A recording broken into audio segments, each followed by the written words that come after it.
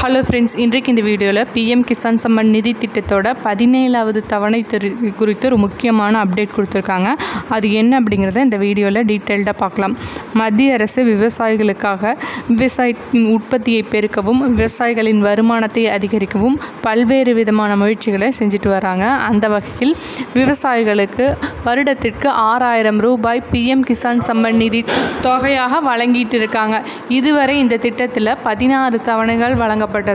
கடந்த தவணையானது பிப்ரவரி 28ஆம் தேதி வழங்கப்பட்ட நிலையில் தற்போது 17வது தவணை தொகை பெற இப்பவும் போல ஒரு முக்கியமான அப்டேட் கொடுத்துருக்காங்க. அது என்ன அப்படின்னா, இங்கே EKYC லேண்ட் டாக்குமெண்ட்ஸ் ரெண்டையும் வெரிஃபை பண்ணினாதான் இந்த 17வது தவணை தொகையானது கிடைக்கும் அப்படின்னு சொல்லியிருக்காங்க.